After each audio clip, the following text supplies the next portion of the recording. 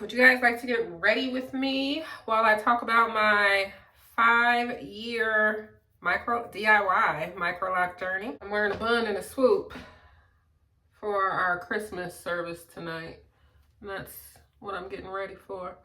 But anyway, so for those of you who are new here and have not been following along, I am Dana Lynette, and I started my DIY microlock journey 5 years ago.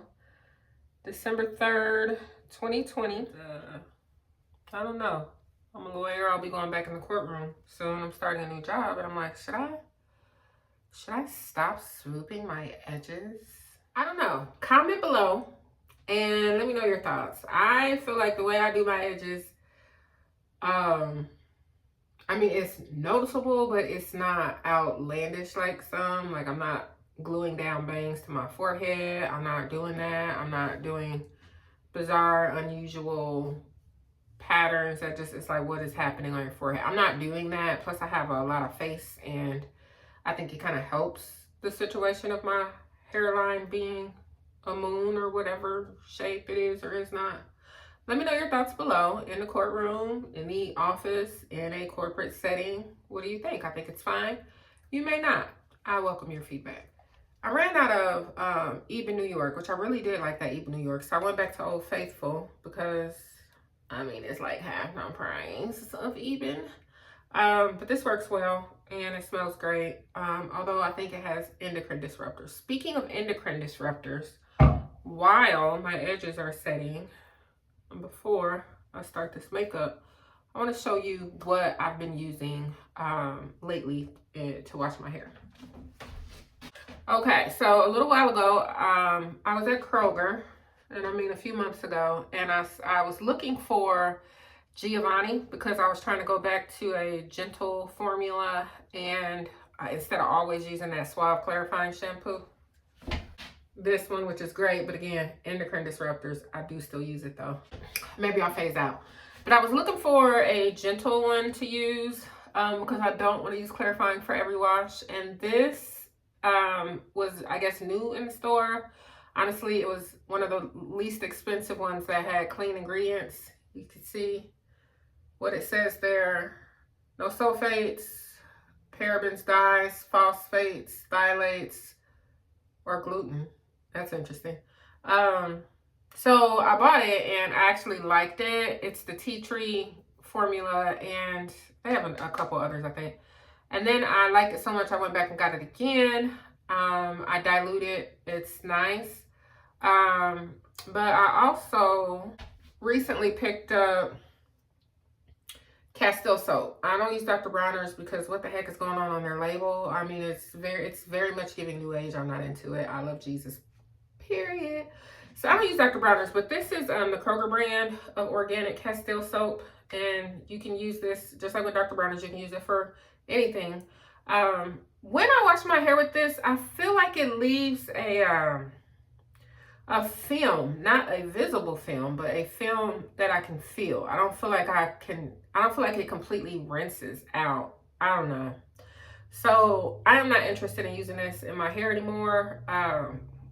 This bottle I'm using as body wash. I don't really clean my house with Castile soap, but maybe I will get into that as I'm getting away from like a toxic environment in terms of my toiletries. Makeup, I don't know. That might be the only toxic thing. We'll talk about that later. But cleaning products, I don't know. I might transition into things like white vinegar in this. What updates do I have? Length. I remember when I first locked my hair, my goal, honey, was length more than anything. Length and, of course, the ease. But the length that I have now is where I thought I would be. Listen, I'm trying not to groom my brows so that they'll grow back so that I can go get them threaded before I start my new job. But honey, the rate that they grow is a little slow for that. And they are a little bushy. It's giving bushiness. Anyway, what I'm trying to say, you know, for those who are going to embark on this microlock journey is the length will come. It does take time. Try and set yourself up for success by having realistic expectations. So the length that I am at 5 years, I thought I would have, or I hoped I would have around 3 years. And by this time, by 5 years, I thought I would have waist length hair, and I do not. I have bra strap length locks. This situation is very much giving angry eyebrows. Let me fix it. Yes, so setting realistic expectations will help you to have an attitude of gratitude for the gains that you realistically achieve, instead of when you get to the 3-year mark and you got some serious hang time going on, and instead of rejoicing, you're disappointed because it's not waist length. Like who is waist length at 3 years? Realistic expectations. And I am supposed to be trying out these samples so she can finalize my contact prescription. So let me pop those in real quick. Okay, so far, I like the prescription. I can actually read.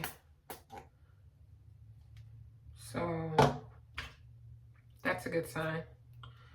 I've never been able to read very well in contacts, and when I went for my eye exam and was talking to her about it, she said that it's about time for me to need bifocals. And she said that my prescription may have been too strong for my eyes to be able to focus. So we're going to try out this new prescription. But back to my hair.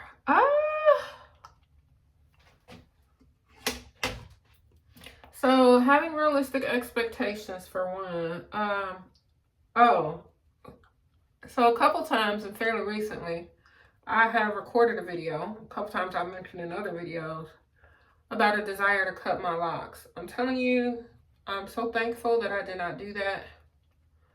So thankful. Like, I cannot understate. Well, I cannot overstate how thankful I am that I did not cut my hair. Sometimes if you're going to make a big old drastic move like that, it's probably good to take some time. Like, even if you feel like your mind is made up, give it another 30 days, 60 days, 90 days before you actually do it. Because I was not ready. I am not ready to go back to natural hair. Dana locks are natural. That's not what I mean. I mean loose natural hair. Like, that's the commitment right there, because of the deep conditioning and the everything, just the routine. The regular maintenance to keep up or to maintain healthy hair. I am not at a point where I'm ready to give up the ease of locks to return to that. And there's nothing wrong with it. It's just not where I am right now. So for one reason, that's one reason. Because I've been running around here looking crazy. I just don't have the time. So what else? I know we're talking about hair, but let me just say something about this foundation. I'm wearing NARS. What is this? Natural Radiant Longwear Foundation. It was the first time trying NARS. So what I like about it, the color match. I bought this during the summer, and it's my summer color. And it's a good match. Cadiz, I think, is the color. Let me see. Medium deep 2, Cadiz. But I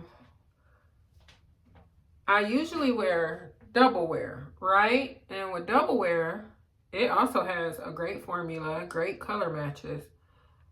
But the thing about double wear, yeah, you pay $50, but it doesn't transfer. Like, I'm not picking up papers at work and my fingerprints left like when I wear a drugstore foundation, right? Because it doesn't transfer.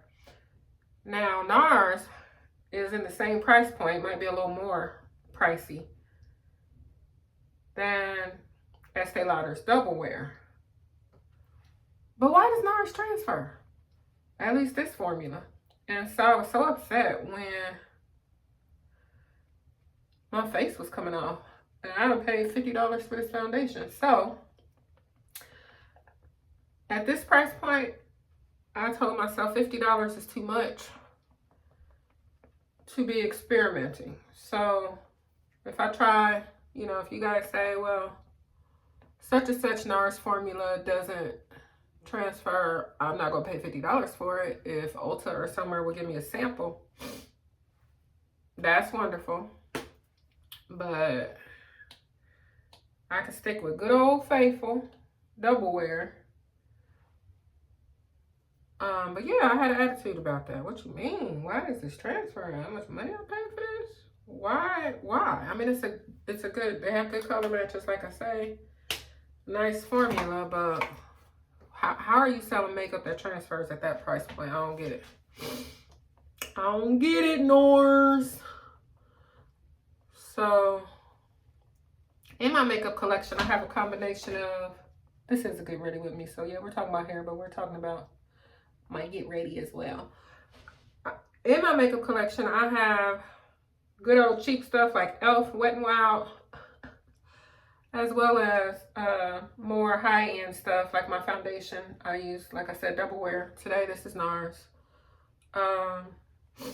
Because it's important to me not to transfer and be leaving my face everywhere. But when it comes, oh, and also I have this,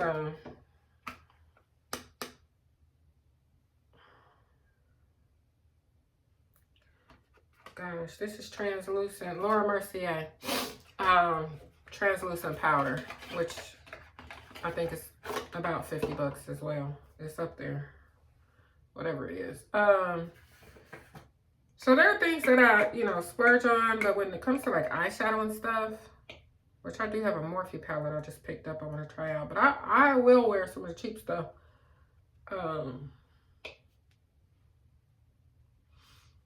If it gives a good color payoff, like, so anyway, okay, so we're gonna try to put on these lashes from Kiss, and because of how curly, I don't know if you can see this,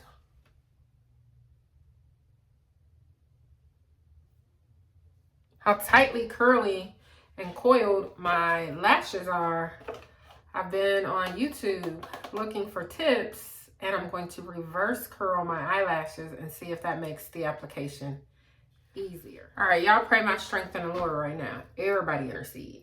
So this is the eyelash curler, and typically to curl your eyelashes, you do it this way, but to reverse curl your lashes, if they're too curly and you want to straighten them, then you do it upside down. Not going to take time to do that on camera.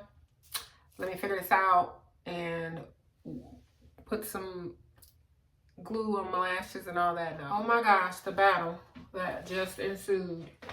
Me trying to put on these lashes. First of all, the whole point was to use this. I started with the left eye and forgot to use this. And so that was a battle. It's on there. It's on there. So then I remembered, and I did do this with the right one. I have no idea if it straightened my lashes or not. And I got lash glue in my eyes. Lash glue still seems to be floating around on this contact.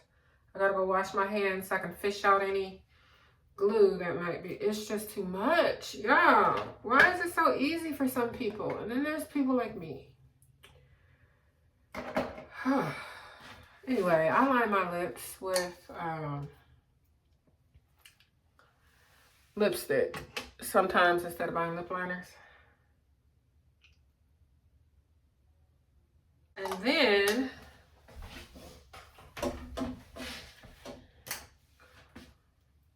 I'll take this lighter color and put it in the middle. I don't have a red lip, and that might be too much if I did.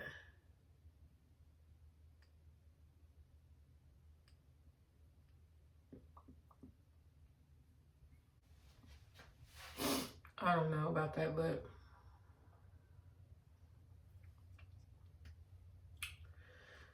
So at 5 years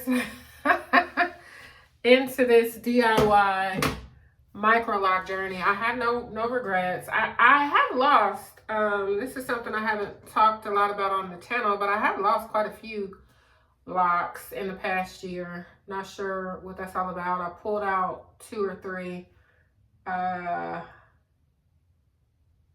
Yeah. Anyway, I gotta get on the road. So let me wrap this up and maybe we can do a longer video sometime in the near future. Maybe I'll vlog like getting ready for my new job. Probably not, but stay tuned.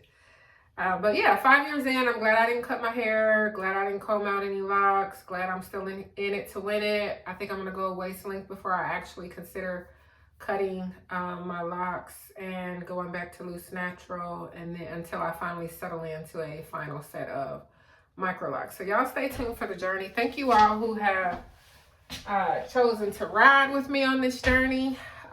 It's been a good time, and stay tuned. I'm gonna get some more gardening stuff if I decide to winter sow, so I don't have to spend so much money on plants come the spring. So for those of you who are into that, stay tuned. If there's other content that you desire, leave it in the comment section so I'll know. Also, for those of you who are on a lock journey, let me know in the comment section how your journey's going. What are the wins? What are some of the losses? What are the surprises? What's your best piece of advice or wisdom for those who are considering or who are early in their journey? We want to hear from you. So thanks a lot, y'all. Have a Merry Christmas and a Happy New Year.